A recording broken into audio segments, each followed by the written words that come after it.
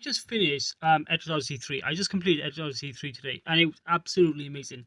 I would still say that Edge Odyssey 1 is still the best game out of the collection on the Switch. It's still the best game on the collection, but finishing off with Edge Odyssey 3 was really good. Like I was on I was semi prepared for the final boss because it was like back to back bosses, and they were decently hard. I was only level 57. Well, actually, I was level 56 for them. All my people was level 56, and this is just my character. This is my character that I have, which was which got to level 57 because I completed the quest that was given to me by the Deep City, and that's why I got to level 57. But it was a really fun game. It's honestly the Edge Odyssey series is a really fun series. I really recommend it. Like I really love the dungeon crawling. Like I did have to look up a guide on how to get to the final boss area in the floor 20 because it was hard to traverse. It was hard. No, it wasn't hard to traverse. There's like some puzzles, and I got stuck on the puzzle. I honestly got stuck on the puzzle, so I had to look up the map for the I had to look up a map for the floor 20 so I can find out the map and find out the location of where I'm supposed to go. That's what I did. So I did that just to find the location where I'm supposed to go, and I found it.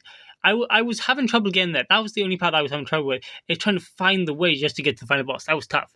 And honestly, I did think that maybe grinding up to maybe level 60 would have made it easier because I would not lie. I would not lie. I did struggle against the final boss. I had so much had so much nectar, which is just healing nectar, Amrita, which is TP recovery. I also had a healer, which is which I just used to heal my party team. I also had a someone who made sure that the TP that my healer and my back row attacker who use ice attacks mainly didn't use any of the TP, so I had that going. So I had that. I was made sure I was prepared. So I did good. Like the first boss was harder, even though that was not the final boss. The second, I didn't die, but I lost one of my units once, so I just revived them. But after that, the final boss was tough. But I managed to get through it, and I'm glad I got through it because it was a really fun game.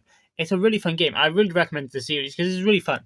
But honestly, I'm glad I'm going to take a break from it. I'm glad I'm going to take a break from it because like it was really fun. But I'm glad I'm going to take a break from it because I really enjoyed it. But I want to take a break and just play like a just I'm going to play another RPG, but like I want to play a different RPG.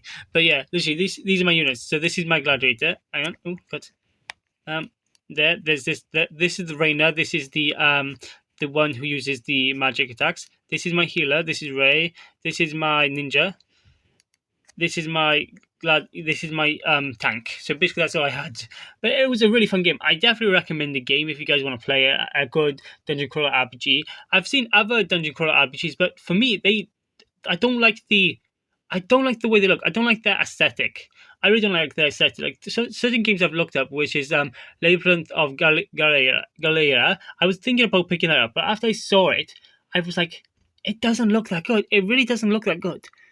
Because I just don't like how the dungeons look. I really don't like how the dungeons look. They look really bad. Like I like the simplistic design of the dungeon in the Edge Odyssey series because they're simplistic and they're not overly complicated. It's just simplistic designs and it's just a front. You like it's a first person dungeon crawl. I really like it, but I don't like how the other dungeon crawlers look. Like so I will not play any other dungeon crawler except for Mystery Dungeon because I love Pokemon Mystery Dungeon. Pokemon Mystery Dungeon is amazing. But yeah, I'm not gonna play any other dungeon crawler except for the next Edge Odyssey games, as long as they come to the Switch. As long as they come to the Switch, I'm playing those. But if not, then I'm not playing them. But yeah, because I'm not going to buy another console to play the games. So I'm hoping the Edge Odyssey 4, 5, 6 comes to Switch and Atlas releases new Edge Odyssey games, like brand new ones, like for the Switch too. Because I really want to play more of the series because it was a really fun series. And I definitely recommend the series a whole lot. Like it is tough, but I also feel like Edge Odyssey 3 you have to grind so much more than the first two because the stratums are only 4 floors each now instead of 5 floors like it was in the first two games. So you have you have 5 stratums with 4 floors, and it goes up to level 20 to floor 20, then floor 21 to floor 30. It's just the post game content. Like I don't mind that, but I feel like that's not the best thing to do. I think they should have waited. I think they should have kept it just 5 floors because you have to grind. I feel like there's so much more of a grind, which I'm personally not a fan of. Like I mean, I don't mind grinding.